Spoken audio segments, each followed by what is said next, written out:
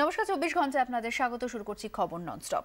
আত্মহত্যার জন্য মেয়েদের ক্যারাটে, আত্মরক্ষার জন্য ক্যারাটে শেখাচ্ছে আয়েশা নূর। লক্ষ্য বছরে 1 লাখ মেয়েকে প্রশিক্ষণ দেওয়া। আমরা প্রথমেই চোখ রাখবো ক্যারাটে গার্লের এই খবরে।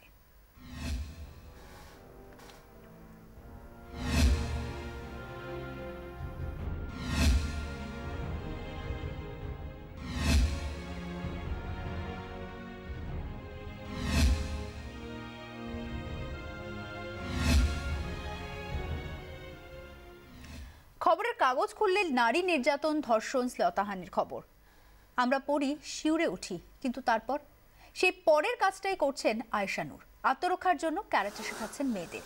টার্গেট বছরে 1 লাখ মেয়েকে প্রশিক্ষণ দেওয়া। মৌলালির রামলীলা ময়দান আর রাজাবাজারে প্রশিক্ষণ দেন আয়েশা। মনের ভয় সরিয়ে বিকেলের সেই ক্যারাটে ক্লাসে হাজির হন বহু কিশোরী তরুণী। भेज दिया जाता है, लड़की को मार दिया जाता है, वहाँ मत जाओ, वो मत सीखो, इसलिए लड़कियों हम सिखाते हैं खुद अपना आप बचाव कर सकेगी। कराटे एक मन में एक कराटे वो सीखेगी, अपना आप बचाव कर सकेगी। लड़कियाँ सीखेगी, वो लोग भी टीचर बनेगी, वो लड़कियों सिखाएगी। সে বলছে যে আমি 1 লক্ষ মেয়েদেরকে প্রত্যেক বছর কারাটে শেখাবো, মার্শাল আর্ট শেখাবো to fight against rape and crime and gender equality. বয়স মাত্র 19, সম্বল বলতে অদম্য জেদ। আর সেই জেদের বসে বেঙ্গলপুরের বস্তির ছোট্ট ঘর থেকে আন্তর্জাতিক মঞ্চে জয় পেয়েছেন এই কারাটে কন্যা। ছোটবেলাতেই বাবা মারা যান। সেলাইয়ের কাজ করে ছেলে মেয়েদের মানুষ করেছেন আয়েশার মা শাকিলা বেগম। তার উপরে এপিলেপসিতে আক্রান্ত আয়েশা দীর্ঘ সময় ধরেই অসুস্থ থাকেন। তবে সেই সমস্ত কিছু বাধা হেরে গেছে আয়েশার জেদের কাছে। 6 বছর বয়স থেকে কারাটে শিখছেন। 3টি আন্তর্জাতিক প্রতিযোগিতায় সেরা হয়েছেন। দেশে বিদেশে এখন তার নাম।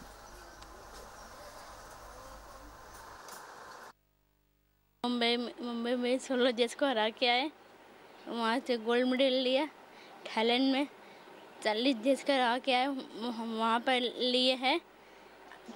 फिर गए, 2 बार गए थाईलैंड, वहाँ से 2 बार मेडल लेके आए।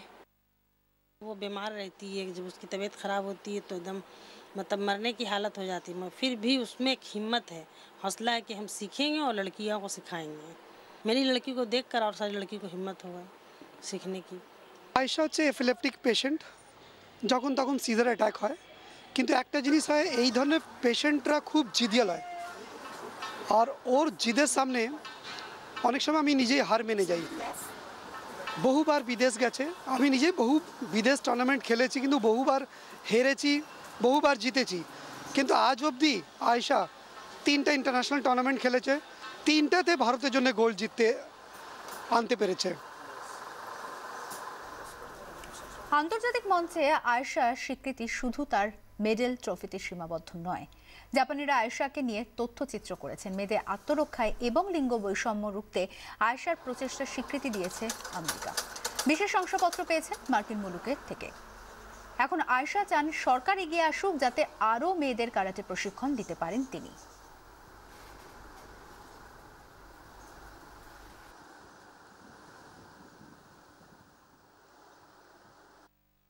ज़मीन दे दे, मैं फ्री में लड़कियों को सिखाऊंगी, 1000 ज़्यादा लड़कियों को सिखाऊंगी, अपने आप बचाव कर सकेगी। लड़कियों हम सिखाते हैं। उससे गवर्नमेंट से कुछ तो मदद मिले, कुछ तो हेल्प मिले। अब तक तो यही चाहते हैं कि गवर्नमेंट स्टेट से कि मतलब कम से कम मेरे बच्ची को नौकरी दे दे या कहीं ज़मीन दे, वो कम से कम सीखे और बच्चे लोग को फ्री में सिखाए, लड़कियां लोग को फ्री में सिखाए, यही चाहते हैं। এই মুহূর্তে আমাদের সঙ্গে টেলিফোনে রয়েছেন আমাদের প্রতিনিধি সোমা দাস। সোমা, আমরা আয়েশার প্রতিবেদন তুলে ধরলাম, নিঃসন্দেহে যা ইন্সপায়ারিং। জানতে চাইবো যে এই যে ব্রত নিয়েছেন তিনি, যে প্রতি বছর 1 লাখ মেয়েকে ক্যারাটে প্রশিক্ষণ দেবেন, বাকিদের কতটা অনুপ্রাণিত করছেন তিনি? হ্যাঁ দেখো, বাকিদের তো অনুপ্রেরণা যে দিয়েছে সেটা একেবারেই স্পষ্ট। কারণ আমরা নিজেরা গিয়ে দেখেছি যে একেবারে রামলীলা ময়দানে সেখানে কিন্তু শুরু হয়ে গেছে আয়েশার এই ট্রেনিং। বলা ভালো যে দেখো, কোনো কিন্তু ট্রেনিং সেন্টার সেখানে নেই, অর্থাৎ মাথার উপরে কিন্তু কোনো ছাদ নেই। খোলা আকাশের নিচে দাঁড়িয়েই কিন্তু তারা ট্রেনিং দিচ্ছে এবং প্রচুর এই মুহূর্তে যদি বলা চলে যে একেবারে আয়েশার স্টুডেন্টের সংখ্যা অর্থাৎ মেয়েদের সংখ্যা কিন্তু 600-রও বেশি ছাড়িয়ে গেছে এবং সেটা যে শুধু নিম্ন মধ্যবিত্ত বা মধ্যবিত্ত এমনটা কিন্তু নয়, একেবারে অভিজাত শ্রেণীর মেয়েরা তারাও কিন্তু এসে ট্রেনিং নিচ্ছে আয়েশার কাছে।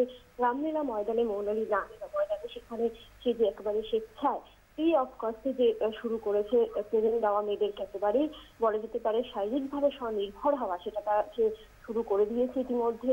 বহু মেয়েরা অনুপ্রাণিত হয়েছে, অভিভাবকরা আসছেন, তারা আয়েশার কাছে শেখাচ্ছে। ছুটির দিন ছাড়াও অন্য দিন সন্ধ্যেবেলায় সেখানে ক্লাস নেওয়া হচ্ছে।